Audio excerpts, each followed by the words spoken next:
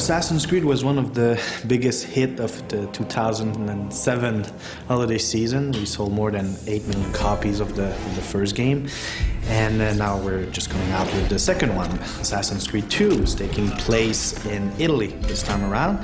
Desmond is going through the life of somebody else. It's called Ezio Auditore da Firenze.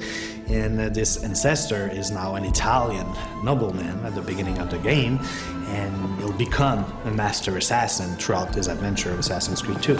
We got together in Paris, brainstormed a bunch of different ideas, and finally decided that we thought it would be most interesting to focus on the events leading up to the beginning of our game, to give a sense of, what family life in the Auditore household was like, and then also hint at the beginnings of the conspiracy that our hero is going to discover once the game kicks off. If you want to understand exactly some scenes in the game about, between the characters, you have to look for the movie. You have to watch it, and then you'll understand why the mother says one thing, why the father reacts that way, for example.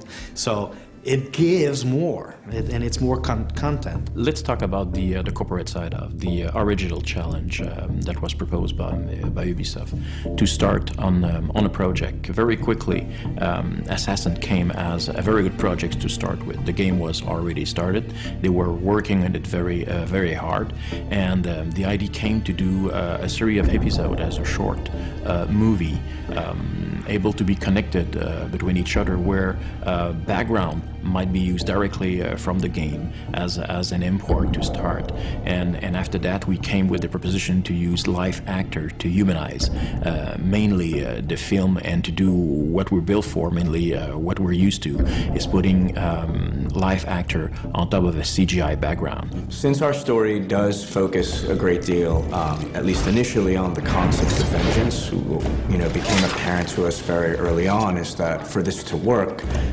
the player, much like Ezio, has to grow attached to his family. And I think that's when, the idea of doing something like the films became very appealing to us, because it provided us with another way to further expand Ezio's backstory, in a different medium, in a way where we didn't have to concern ourselves as much with gameplay. We could focus entirely on character and story and universe building.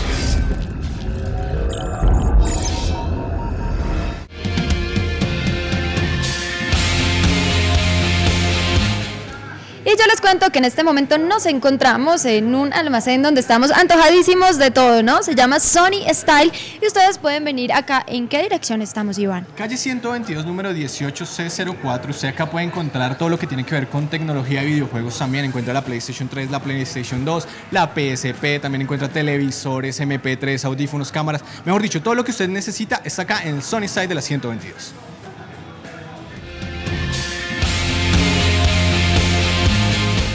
Continuamos en este buen programa y a ustedes les recuerdo que nos pueden escribir a nuestro correo g13@canal13.com.co y recibimos quejas, reclamos, felicitaciones, sugerencias, todo lo que ustedes quieran. Diana, a continuación vamos a hablar de un tema muy importante y yo lo considero uno de los videojuegos más esperados, sencillamente porque reunieron dos grandes aficiones del mundo, de este mundo geek que nos rodea. Y es que hay mucha gente que es aficionada a la saga Star Wars, Diana. Se ha visto como una película, 6 películas vieron la luz y mucha gente quedó muy aficionada con este tema de la historia de los Sith y los Jedi. Sí, señor, por eso la semana pasada les teníamos un especial sobre la creación de este videojuego. Esta vez vamos a hablar sobre las voces, así que ustedes no se pierdan la continuación de este especial, Star Wars Old Republic.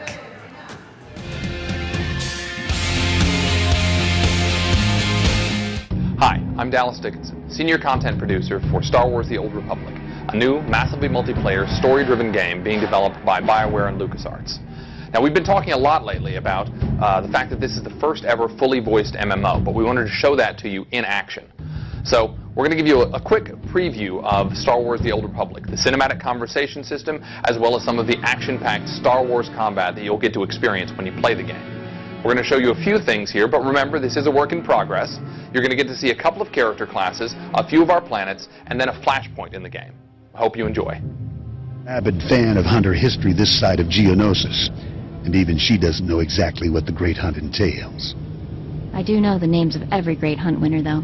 Bloodworthy, the Defenestrator, Jewel and Nightbringer. Every bounty hunter who's won a great hunt went on to massive glory and riches, which is why we're here.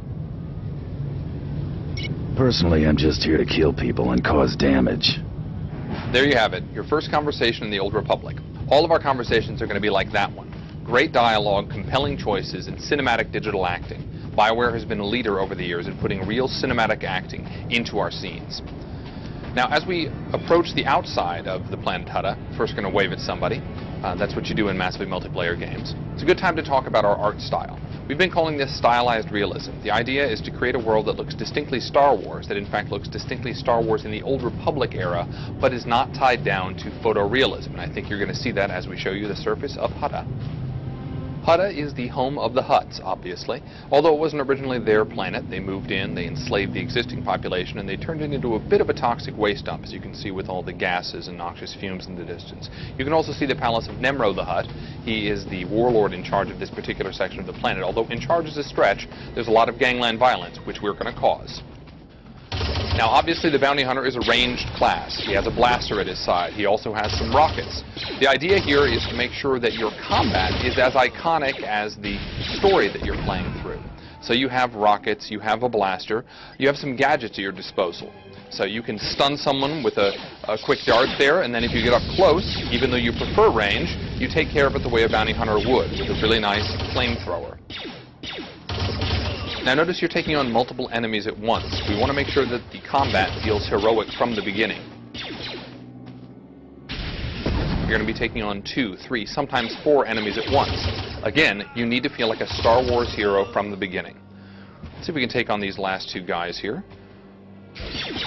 Open up with a nice stun dart, and take him out with a flamethrower.